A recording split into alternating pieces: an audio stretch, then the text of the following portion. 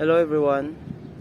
Today tuturuan ko kayo kung paano mag-process ng family visa dito sa Saudi sa mga gustong mag-request ng family nila papunta dito. Kasi ito si Mrs. si Milda, ni-request ni-request ko siya dito. Ni-request ko siya yung visa niya, family visa, multiple entry. 'Yon. Actually pwede ko rin siya ma-permanent, pero mas maganda rin na family visa. Family visit visa lang kasi anytime pwede ka maka-exit, at saka yun, wala ka nang babayaran na levy.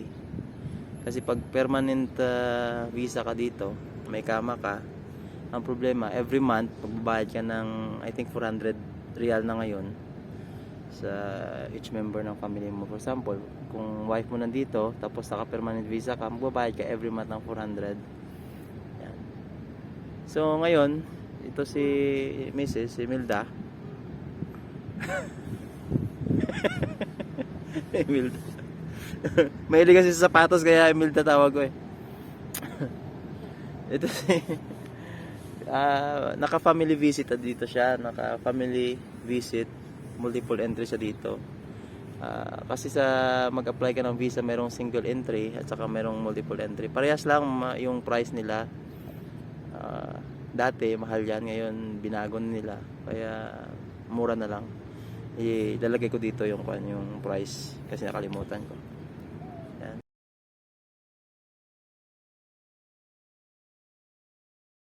So yung pinagkaiba ng single entry at saka multiple entry, yung single entry, isa ka lang, one time ka lang pumunta dito one time ka lang pumasok sa Saudi Arabia, tapos pag uwi mo hindi ka na makabalik, mag-apply ka ulit ng visa. Pero yung multiple entry for 1 year, anytime pwede ka uwi, balik. Yan. Pero yung rules nila parehas lang. Every 3 months kailangan mo i-renew.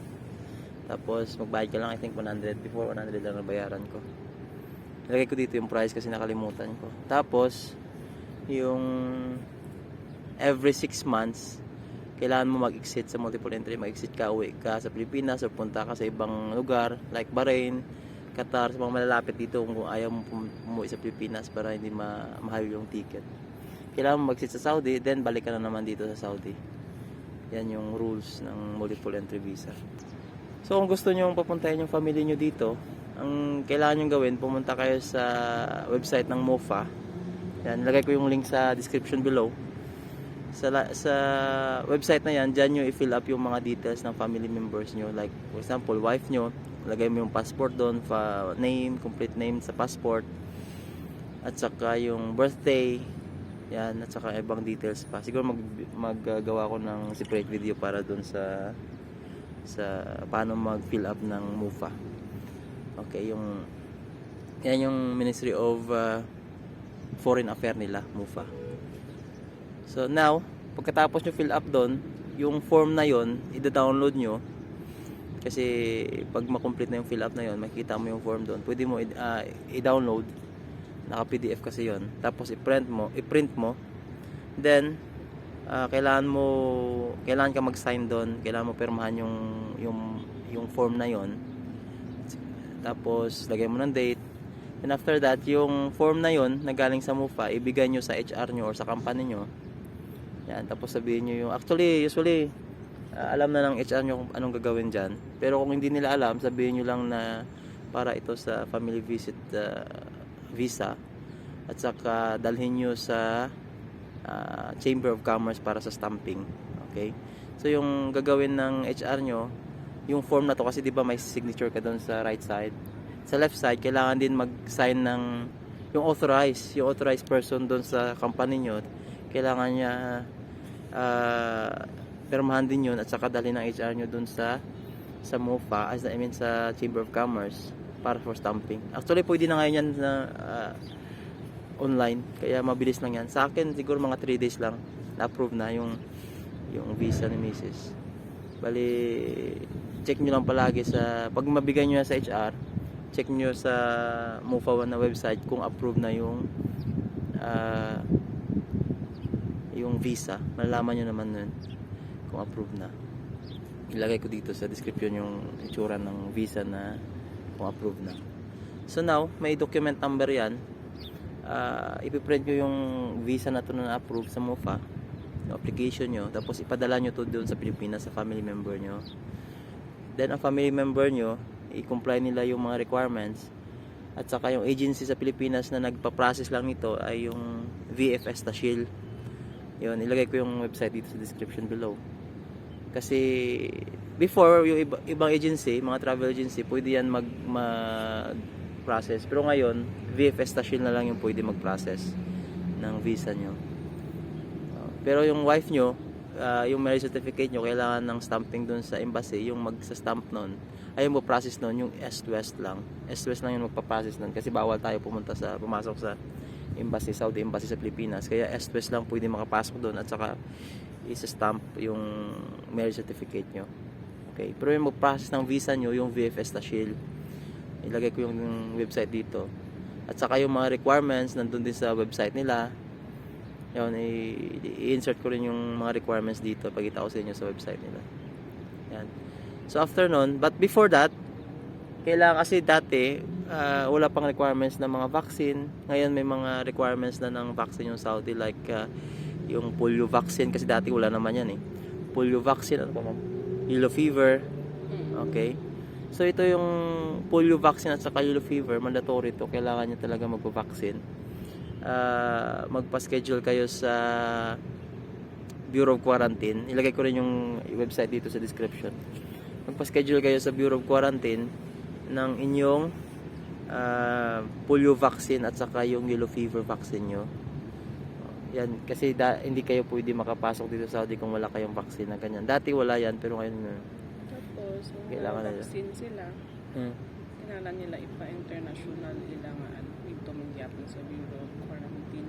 Yun, kailangan mo yung kumuha ng parang passport na yellow. Doon pa rin kukunin yan sa Bureau of Quarantine. Pagkatapos kayo ma-vaccine, bibigyan kayo yan ng yellow na passport, international vaccine certificate yun. Yun yung ipakita nyo dun sa VFS Tashil, kasi one of the requirements yan na kailangan. Kaya namin ko, kung na-vaccine ka ba sa Pilipinas, may vaccine ka like sa inyo ba, pa-register mo gyapon sa Bureau of Quarantine o international. Oo. Na ano man gyapon nila. Hinahanap nila, no?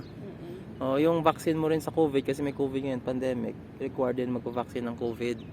So makakuha kayo dyan sa local government nyo ng, kahit sa DOH, sa website nila, makakuha kayo ng printout ng vaccine nyo, certificate nyo. Then dadalhin nyo yan, magpapaschedule kayo ng appointment dun sa Bureau of Quarantine, dadalhin nyo yan sa Bureau of Quarantine, at saka kuha kayo ng yung international passport or yung international vaccine certificate, kasi requirements din yun. So after that, kung pagkatapos nyo na pa-vaccine, dadalhin nyo na lahat ng requirements dun sa VFS Tashil. Pero before that, kailangan nyo magpa-appointment. Mayroon silang regular appointment na mura lang, ilagay ko yung price dito. Tapos mayroon ding mahal, parang na lunch. Pero magkano yun? 3,000? 3,000. Parang 3,000 plus. Yun, parang pinagkaiba lang yan na makakuha ka agad ng schedule pag lunch ka. Kasi si Mrs. pagka umaga, pwede ka na magpa-schedule dun eh, makakuha ng appointment. Pero pag regular, matagal yung appointment. Ang branch nila nga open sa Manila lang, gate close na ang sa Davao, sa Cebu nila, no? Oo, yun. Kasi dati, before, si Mrs. nag-process kami yan, si Mrs. sa Cebu. Tapos nag-process si Mrs. before sa Davao. Pero ngayon wala nang mga branch doon, naka-close na. Sa Manila. Kaya yung branch na lang nila ngayon sa Manila na lang talaga yung open nila na branch ng VFS Tashil. Kaya medyo dahil yan sa pandemic eh. Pero before mayroon silang branch sa Cebu and Davao. Pero ngayon okay, doon na lang sa Manila. So yun, pag makakuha na kayo ng appointment doon sa VFS Tashil, punta kayo doon, dalhin nyo lahat ng requirements. Ilagay ko dito yung mga requirements sa gilid.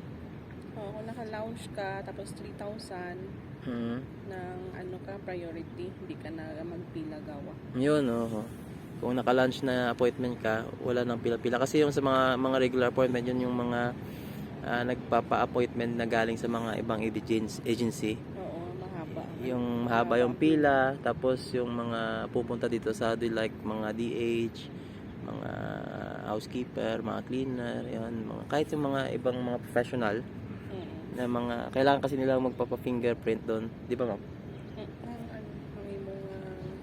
Biometrics. Biometric doon din sa VFS Tashil. Kaya lahat ng pupunta dito, mga bagong visa dito sa Saudi, kailangan dumaan sa Bifesta Shield. Magpa-biometric doon. Kaya mahaba yung pila. Kaya yung advice ko talaga, dapat kayo, mag-lunch na lang kayo. Kasi 3,000 na naman yung tawag nito, yung bayad, hindi pa crowded. Kaya iwas pa sa COVID. Tapos nun, hintayin nyo na lang. After that, magbabigay nyo na, makomplete nyo na requirements, masubmit nyo na sa Bifesta Shield. Sila nang bahala nun. Magsisend yan ng email or text message sa inyo kung approve na yung visa nyo. Yan. Kasi kukunin nyo yun, or may option kayo na gusto nyo ipa-LBC yung passport nyo papunta sa inyo, or pwede nyo rin ma-pick up dun sa kanila, no ma'am, no? Sa office nila sa Bifesta Shield. Yun. So kung sa Manila siguro mga 3 days lang ma-approve na yan. So minsan delay kasi yung text nila, minsan follow up nyo rin na after 3 days, follow up nyo kung nandun na yung visa nyo sa kanila, tawagan nyo or mag-email kayo sa kanila. Ilagay ko yung email dito. Kasi yung kay Mrs. kasi inahabol namin yung flight niya last month. Kaya nag-email ako after 3 days. Yun, nandun na pala yung na-approve na pala yung visa niya, ready na for pick up yung passport niya. Kaya yun, nakuha niya agad. So after that, yung requirements na naman dito, papunta dito sa Saudi, dapat yun, may visa ka sa passport mo. Tapos dapat kung may vaccine ka, hindi wala gali vaccine. Dapat mapaswab ka pag gali mo. Dapat makapaswab test kayo. 72 hours, dapat 72 hours valid. I mean, pagdating niyo dito sa Saudi, 72 hours na before niya nagpa-swab test. Yun. So, advice ko talaga mga 24 hours. Pagdating niyo dito sa Saudi, 24 hours yung validity ng swab test niyo. Kasi minsan hindi natin alam, may mga delay. Yun, kaya dapat ma-avoid natin 'yan. Kaya kasi marami naman sa Philippines ngayon yung mga nagsa-swab test na makuha nyo agad yung result. Yan. Yung mga may mga may mga authorized lang ng mga swab test sa Pilipinas. Check nyo sa authorized ng DOH. Authorized ng DOH sa Pilipinas. Doon ka pwede makapa-swab test. Ilagay ko rin yung link dito sa description. Tapos kasi meron kasi ibang mga nagsa-swab test na hindi authorized ng DOH, kaya hindi yan i-accept ng Saudi. Okay. Tapos yung rules ngayon dito, pero palagi nagbabago yung rules. Pag may vaccine ka na kahit 1 dose lang ng approved vaccine sa Saudi, like Pfizer, Moderna, AstraZeneca, Johnson & Johnson, kung mayroon ka niyan vaccine, pagdating mo dito sa Saudi, hindi mo na kailangan magpa-quarantine. Diba?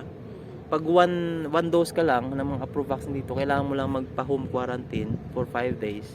Then after 5 days, magpa-appointment ka lang, magpakuha ka ng swab test. Pag mag-negative result ka na, pwede ka na makalabas.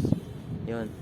Pero kung yung vaccine mo, katulad kay Mrs., ng vaccine mo Sinovac, kailangan mo talaga magpa-institutional quarantine for 5 days. Yung bayad namin, mga 2,100 yun sa hotel. Libre na yung swab test, libre na yung pagkain, yun.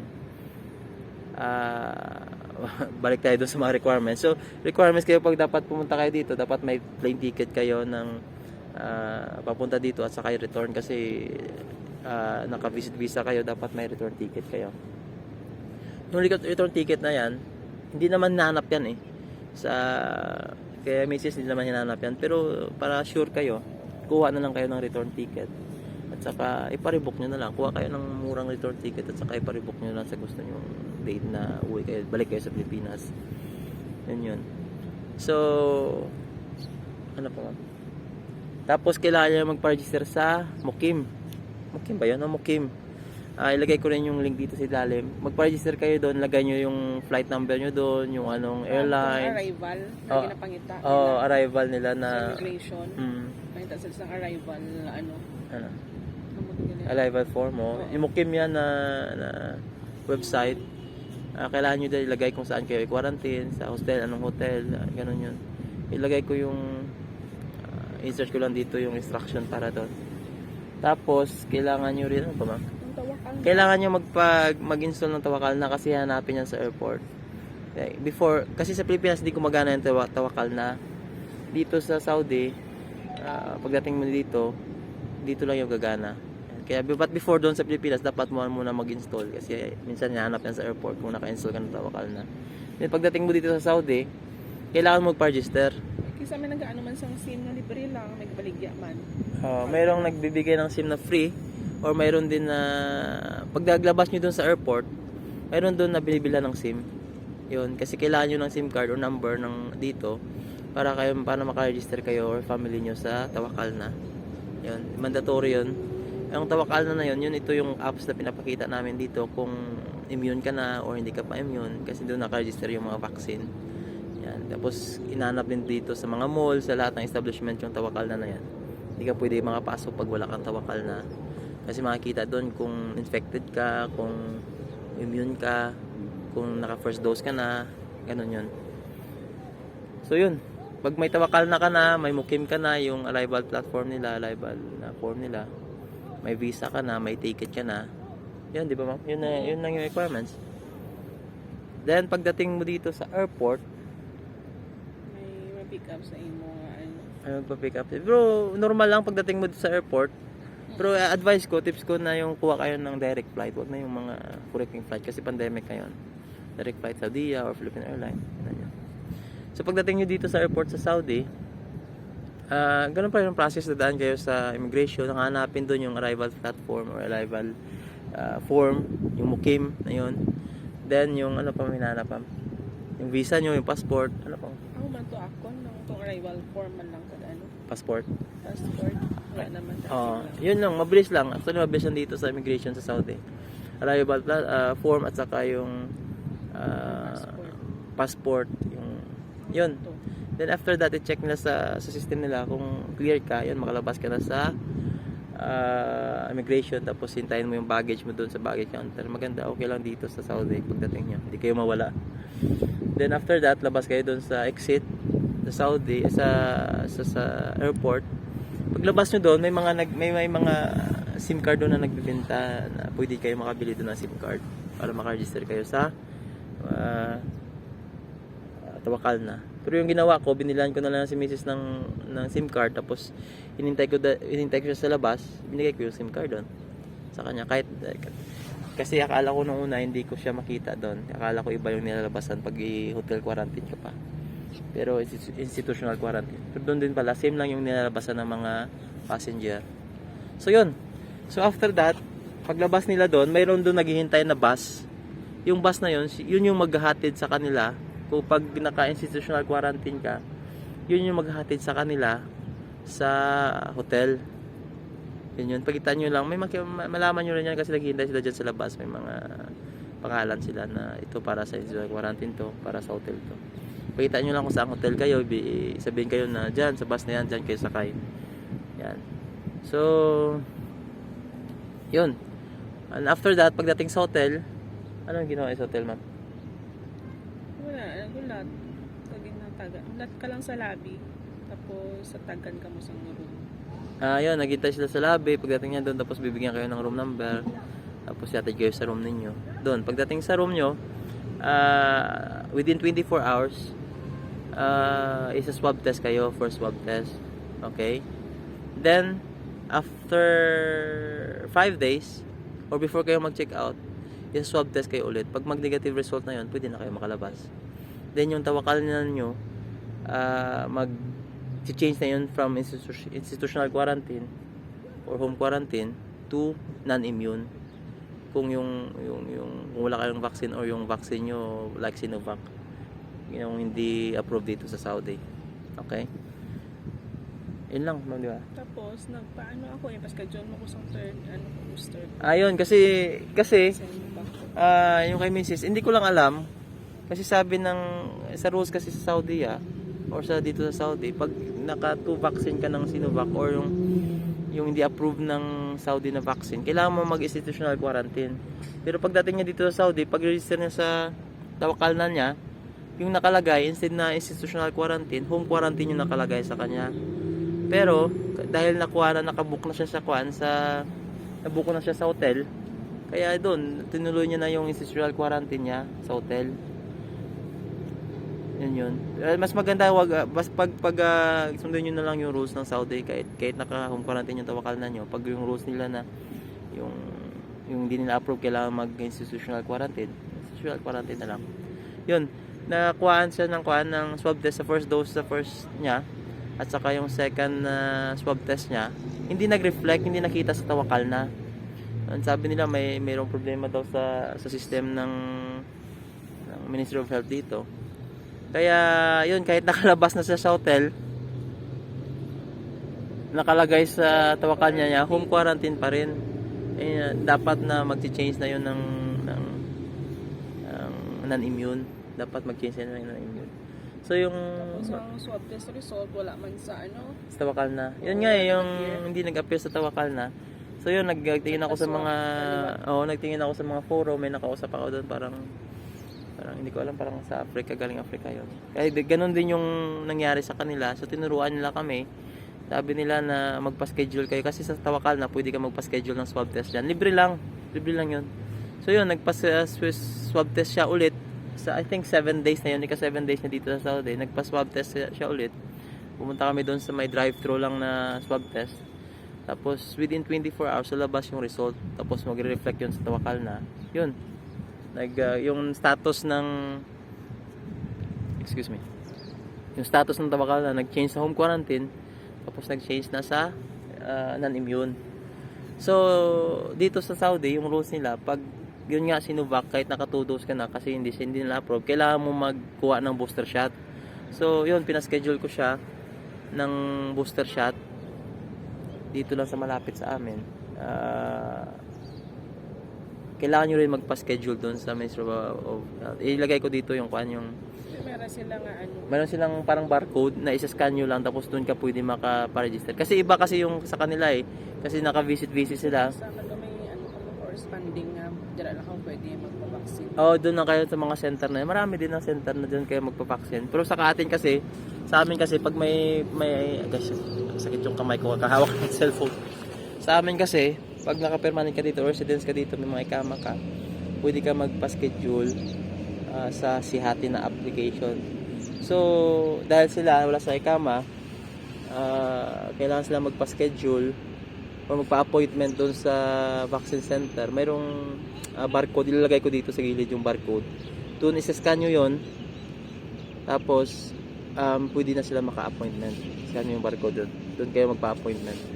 Yun. So after niya magpa-vaccine, nagpa-booster shot, anong booster shot mo? Moderna yung ang booster shot niya. Nag-reflect agad sa tawakal na niya na naka first dose na siya. Non-immune pa rin non-immune pero first dose.